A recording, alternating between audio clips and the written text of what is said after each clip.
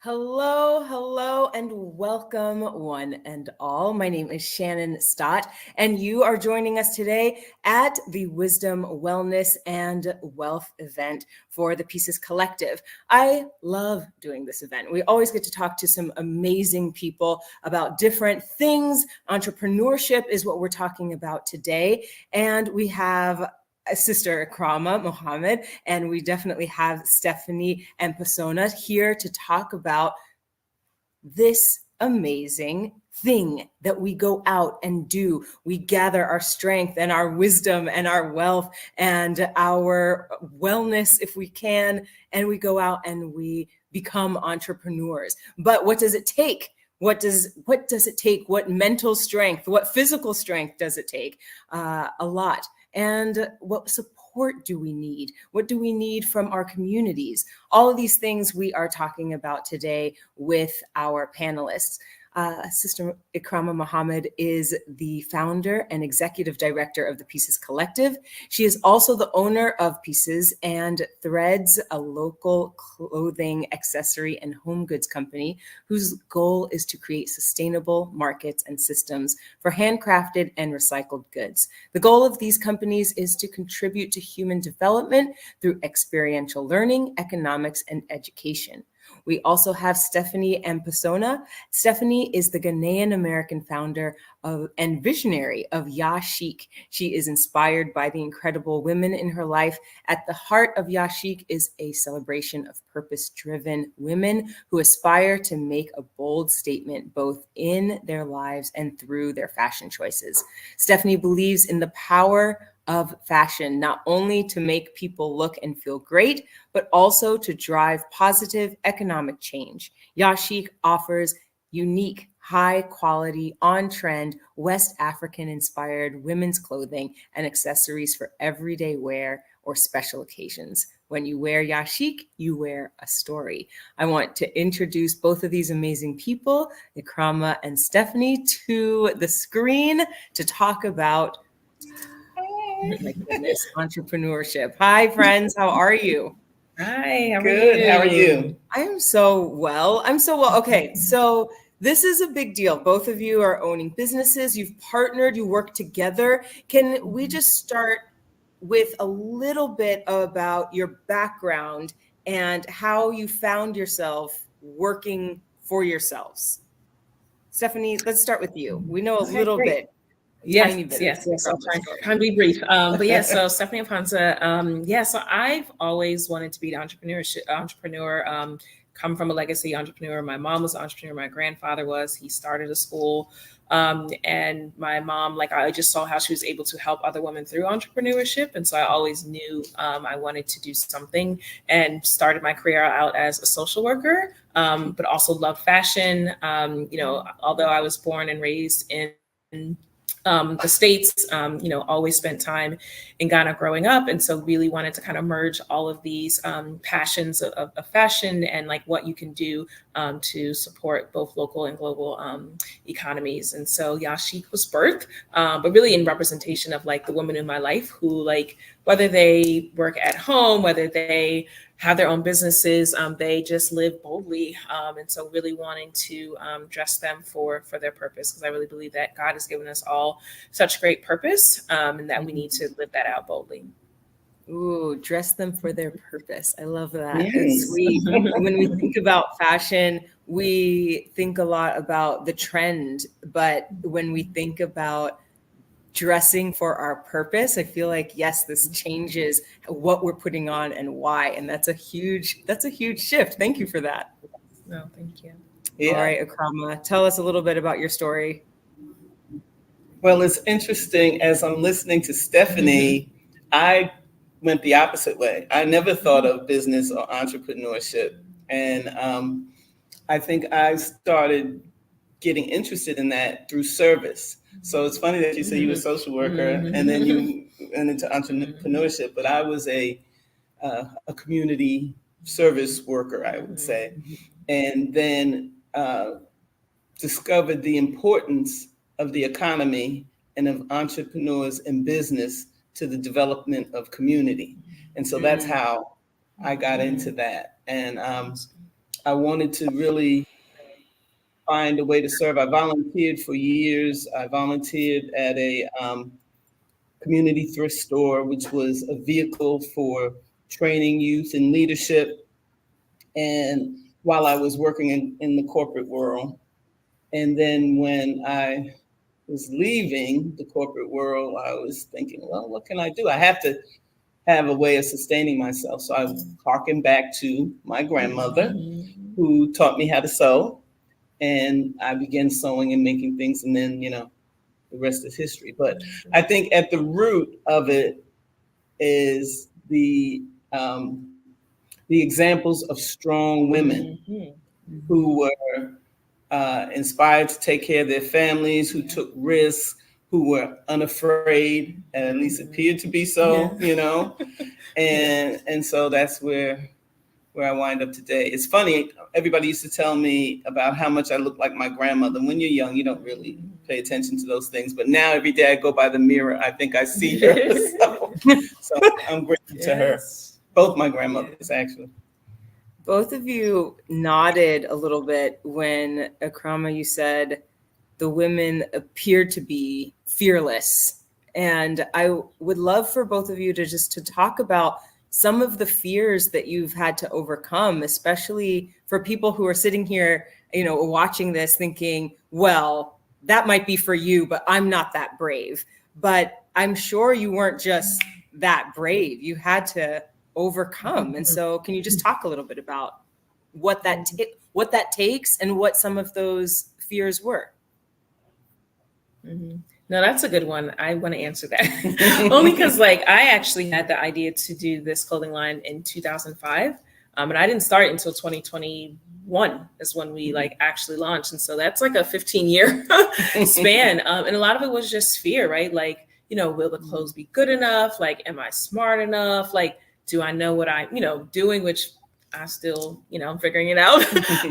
But yeah, so I think sometimes the fear of just starting and the whole, am I enough? Right. And so sometimes that fear cripples you and you don't do anything. But I think that's why I always go back to purpose. When God gives you, it's not going anywhere. You're going to have to sometimes move in fear, right? You're going to have to do it scared. But know that I heard pastor one time say big vision, big provision. And so that if you have that vision, the provision is there. And so I always tell people to work through the fears. And then even really basic things okay, what am I worried about? And I know that's what I did when I started. I was well, I'm not a trained designer. Okay, take a course, right? Get a coach.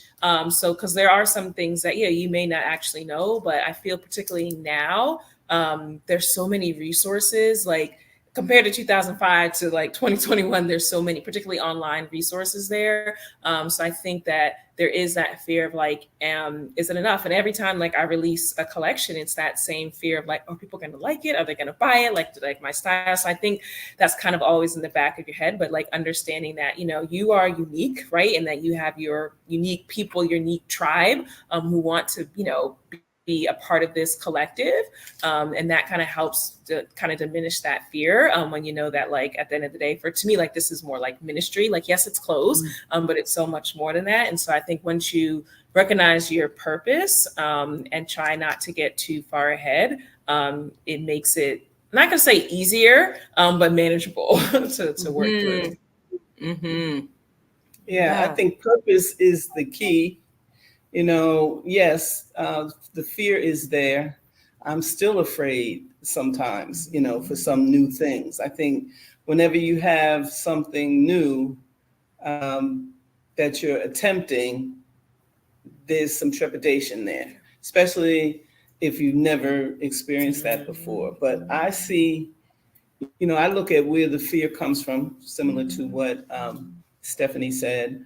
And I think fear comes a lot from the absence of knowledge. Yeah. So if you can understand that, as you have your experience and you gain more experience and you can seek out what you need to know, then you can become more comfortable and less fearful. You can become more confident in what you're doing the more you know if you just step out on that. And I think the impetus for stepping out on it is whatever your vision is, if it's whatever you think your purpose is. And when it comes to that, it's almost like, I'm born to do this. I cannot not do this, So I think that's what motivates people and who take this risk, because it is a risk. And like I did say that they appeared to be fearless, but I'm sure they had fears. But, they might not have had choices. There were certain more limitations in that day. And I think it made them stronger too. And aware to do what they knew was necessary to do, so yeah. Both of you also just briefly talked about, in some capacity, community, right? Just what is the driving force, whether that be your family and wanting to dress them in purpose, that is part of your community, whether that is the community at large, Iqrama, that you're serving. Can you just talk about how the community inspires you to continue with your work? Yeah, I mean, community is huge. I mean, being Ghanaian, like that it's a very communal way of living. And, also, my parents were kind of the first to come here. And so like my mom always easily made friends. Like everyone was like auntie, uncle, like even if you're not blood, right? And so like I learned community very early on, and like how important it is, and how iron sharpens iron, right? How we're able to support each other. And so like that's what I really aspire like Yashi to be, particularly with the women who make our clothing. Majority of our items are made in Ghana. And I love that, we are able to, hire young people who are then able to like hire other people to help them with their small shops, and how, the fabric supplier is now great friends with one of our major manufacturers that we work with. And so like we've just kind of created like this, this little pseudo, family, and how we're each, taking our different, talents and like for a broader vision that just beyond ourselves. And so I think that kind of keeps me going, and that it's not just about me, right? But it's about what we're doing, and then how we're even able to use, percent of our profits we use to support, different local and global initiatives, particularly around like education and youth development. And so how like it just all like is interwoven together, and that we're able to do with our mission. Yeah, I'm loving this conversation because I'm finding out so much about Stephanie that we are so similar in a lot of things that this conversation is bringing out. So I'm really happy about that. But I think like our backgrounds, for instance, Stephanie was mentioning having the background from being from Ghana, and how communal and cultural it is to work together and have that community support. Well, on this end of the globe, without the situation of so-called African Americans here, I think that's always been a challenge for us, not to have relationships with people, but to understand the real nature and importance of community. I think it's a deeper understanding when you look back at traditionally what communities did. And I think we have survived because of that. Because of that, I guess, genetic pass down that we didn't lose coming over here. But I think that's one of the reasons why having businesses is so important, but recognizing too that what is the purpose of business, you know? Because when you look back at other cultures or in the past, those things were to sustain people, to provide needs for people, etc., to make sure the whole community was benefiting and taken care of. It has become more, materialistic and individualistic in terms of businesses here, that it's all about getting your bag up, being a mogul, all these things. It's all individual accomplishment. And not to say that people don't, quote unquote, give back to the community. However, if you look at the statistics, if we're talking about the Black community here, a lot of those statistics and problems that we have don't change over the years, regardless to how many businesses we have, regardless to how much money people are making, all of those things. So I think part of what was taken from us is the understanding of what community really is. And I think that when we get that back, we'll see more progress in other areas. There was a study, I think it was the Pew Research, that did a study that said 6 out of 10 Black adults feel that supporting Black business is a good strategy or efficient strategy to help build equality. So most people understand the need for supporting Black business and understand in theory that when you support Black business, you're supporting your communities, because statistics also say that Black businesses are more likely to hire Black people. So you can get more employment that way. But in actuality, we still have a lot of work to do in that area. I don't know if I answered the question, but, in this case, actually, before we shift, I would like to lean in a little bit to what you're talking about, Iqrama. For both of you as Black women business owners, can you talk about some of the unique challenges that you've come up against, and what you are striving to do about it? What is the legacy that you're trying to leave behind? That's a good question. Yeah, I think we've gotten a lot here in Shop Local, the store. We have the shared retail space with 3 other Black-owned business owners. Sometimes there's a feeling of like, it's just like, oh, that's cute. Like, oh, that's nice. It's just very, sometimes I don't know, like, are you saying that to white males, who own like a store or have a business? It's a very like, this is a nice, cute, hobby. Yeah. that you're doing. And so not getting the same kind of respect for like, this is a business, right? And like, that we are looking to create legacy, right? And that like the work that we do provides jobs, for, other people, and like what we're doing with our profits, to support community. And so I think that is huge. And even some things around, just as a woman in business, that sometimes, things around like, oh, well, they like you, they think you're nice, they think so it's not that you are a great businesswoman. It's about, what you look like, or, so I think those aspects can be really difficult because sometimes you're not taken as serious in the role, or they don't think you are the business owner when you do, walk into a room. Prior to starting Yashik, I remember I was executive director for a nonprofit. I remember going into the meeting and I was like, oh, we'll wait for my colleague before we start.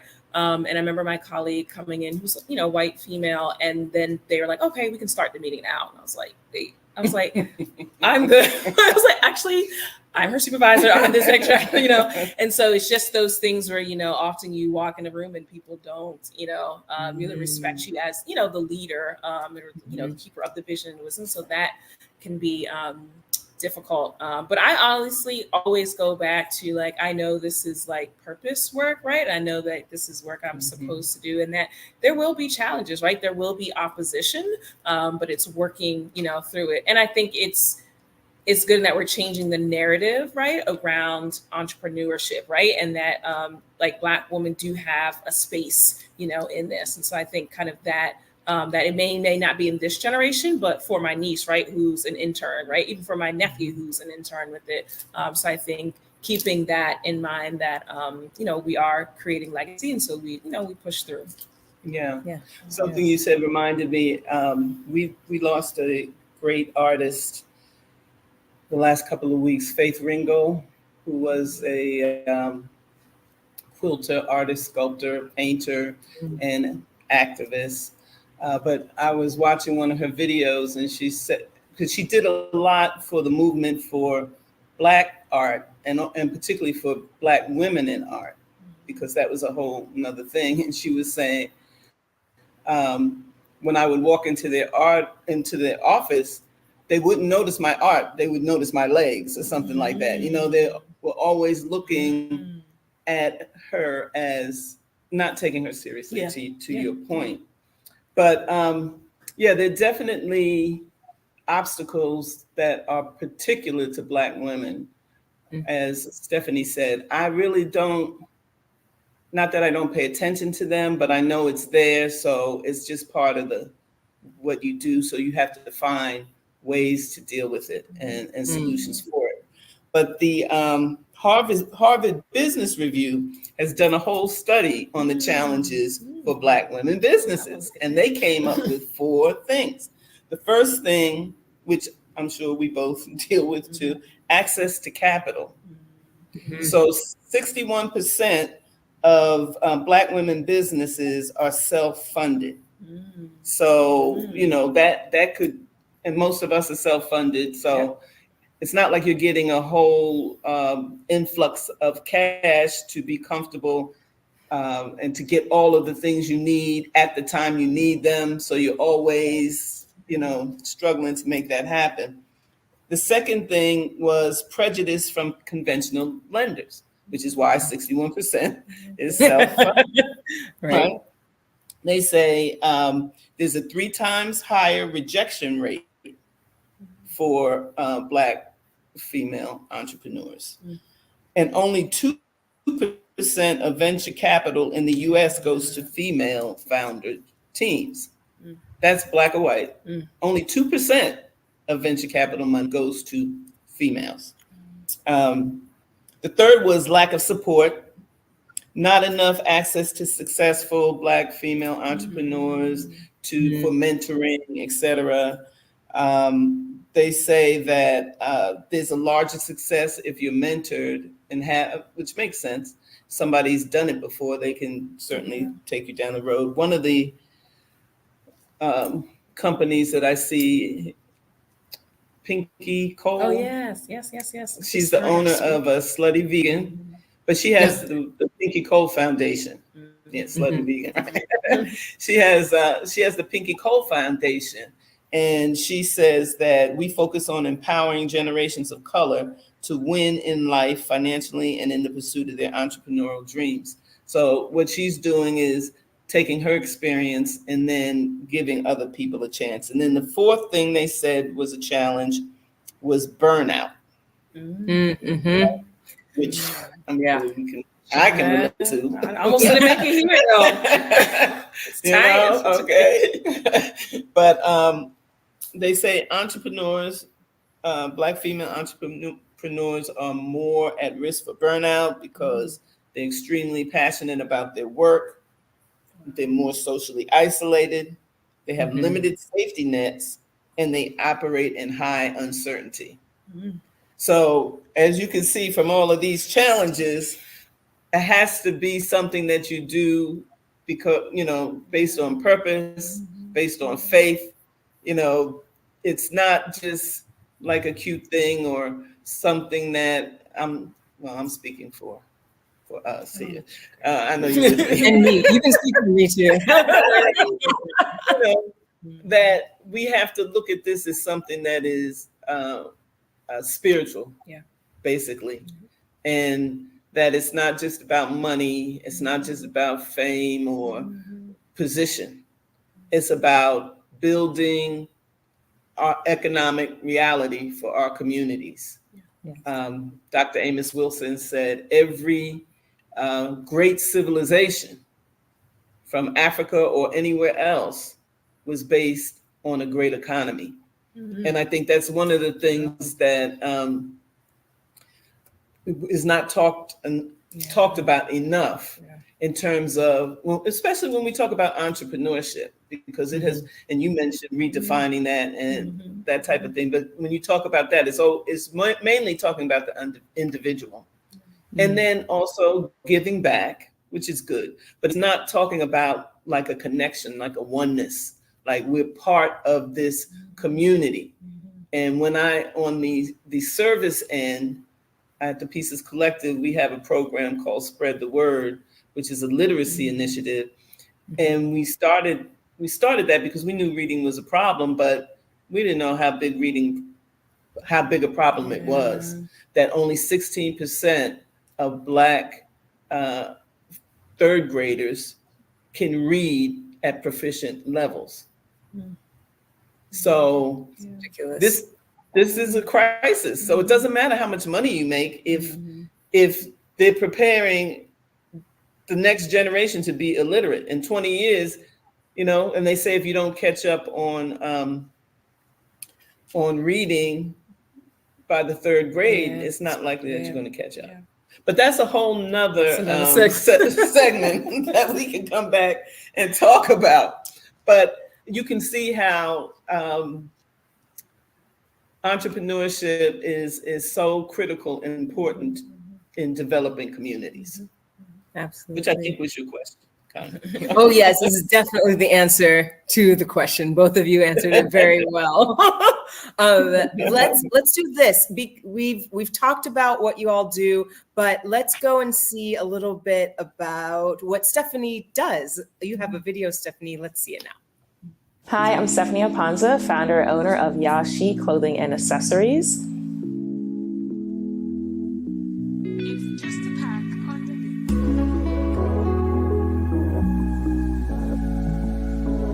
Yashi is a mission-driven clothing and lifestyle brand for the woman bold in style and bold in purpose. Our goal is to really ensure that our clothing is not just about the women who wear it, but about the women who also make it. Because clothes may not change the world, but the women who wear them will. Yashi was really birthed out of a legacy of entrepreneurship. So as a Ghanaian American, being proud of that. But my grandfather was an entrepreneur in Ghana. My mom was an entrepreneur, and I really saw what entrepreneurship could do.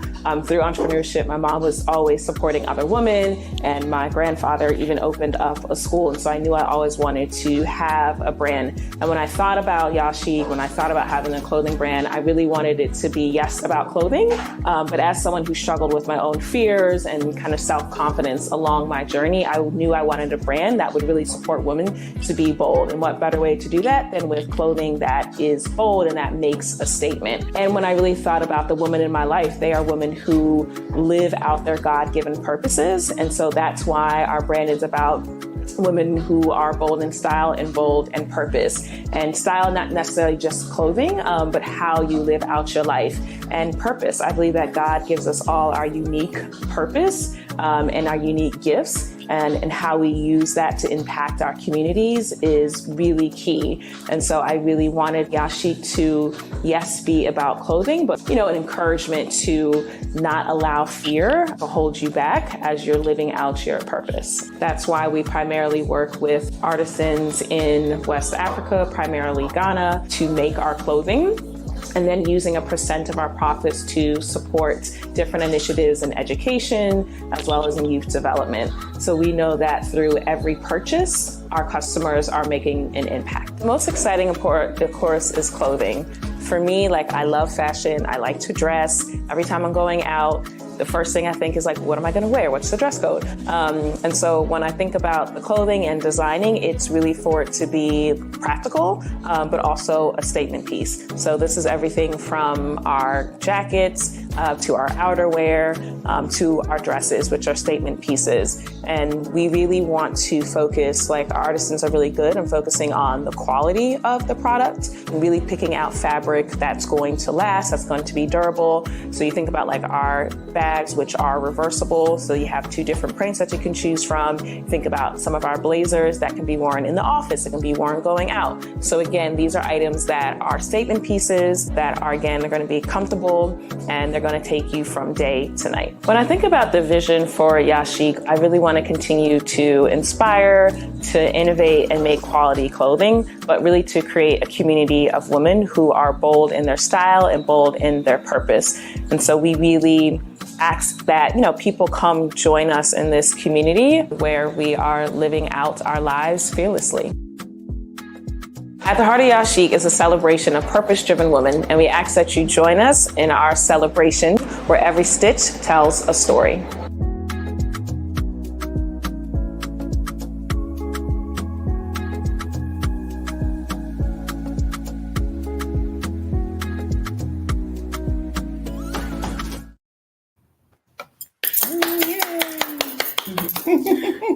This is amazing. It is beautiful.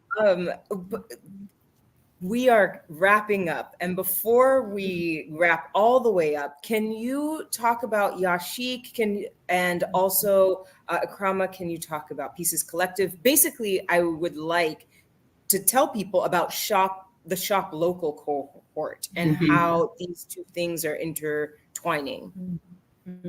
Yeah, I mean, we talked a lot about community, and like when I think of Shop Local and all the young ladies that are here, so of course myself, Sister Iqrama, Susan with A Perfect Shirt, Rochelle with Queen's Temple, and then of course we have Naila with Regally Insane, and it's so like amazing to be, because a lot of people think like, oh, there's going to be competition, you're going to be.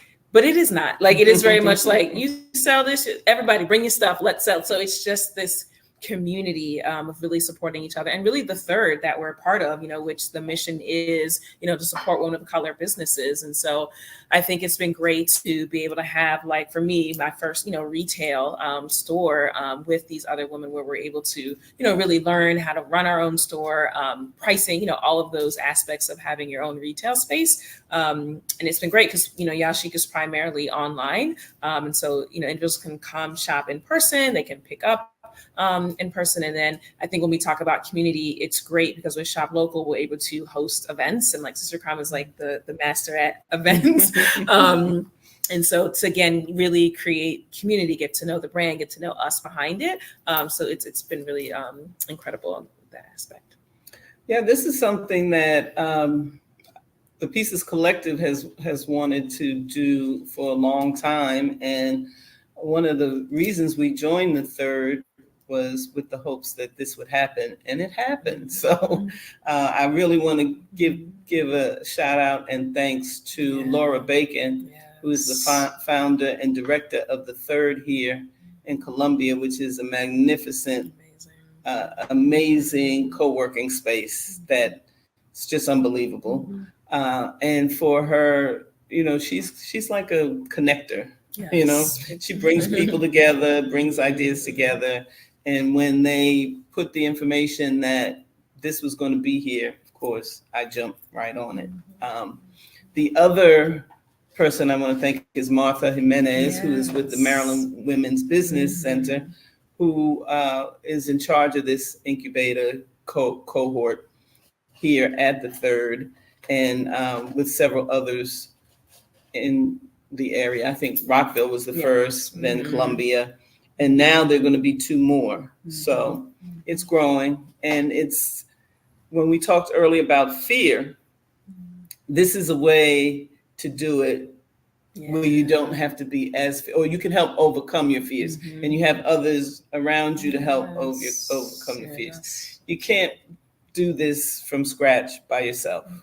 That's, mental health is was this Mental Health Awareness Month or something? April, right? Yeah. April was. It's every month. Every month. You know, but Sister to be able Iqrama, to do this together. Together. Before we totally wrap up, I'd like to go ahead and play your video as well. Okay.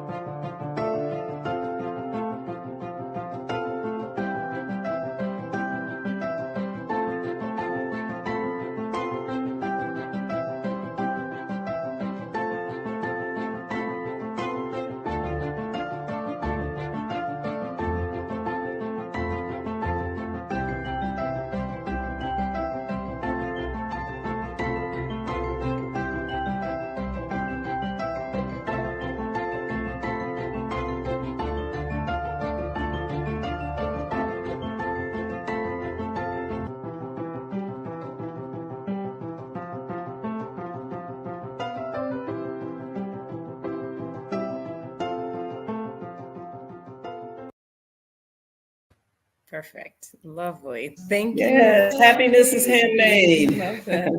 It's handmade. Before we go and I let people know what else the Pieces Collective has to offer, Stephanie and Iqrama, would you mind leaving us just with some words as you're thinking about the people who are watching this and who are wondering if entrepreneurship is for them? They've learned about the fear, they've learned about getting over the fear, the community, but is there something else that you would like to impress upon them to encourage them to take this step boldly? Yeah, that's a good question. What came to me immediately said, I was like, you're capable. I think so many times we think like we can't, but you can do it. And the areas where you may fall short, like there is a resource for you, even with like financing, like there is a way. So I feel like if you have a vision, if you have a dream, a purpose, like do it. You are more than capable. And there's community. Like we talk to people all the time about like how to start businesses. More than welcome to support. But if you have something that you want to do, you can do it. Start small, but you can do it. Great advice. And I would add a couple of things that for you to know. Number one, know your why, because that's going to serve you during your mental health days. Know your why you're doing it, your purpose, you know, and that's going to help you to push forward. Number two, know your product, not just the physical attributes of it and, you know, if it's pretty quality, etc., but what need does it serve? Do your customers want it? You know, do they like it? What need does it serve? This is something really big that I'm still working on. Know your numbers. Yes. Right? You have to be really organized and know your numbers down to the detail. There was a quote, if you don't know your numbers, you're not in business. Right? So make sure you know your numbers. And the last thing I would say is understand that it may take longer than you think. So don't give up and make sure that you persevere and set your goals and you can do it. That's good. Get community and support. That's the main thing. Yes. Yes. Yes. Do it. Listen to the wisdom that is being told to you.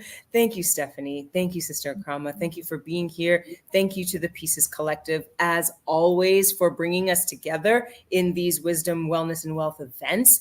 If you are enjoying this, if you're just inspired, please continue to be inspired. We are supporting you on your journey to entrepreneurship, but also come back on Wednesday, June 19th, 2024, and join us in another discussion about Black history as instruction and not nostalgia.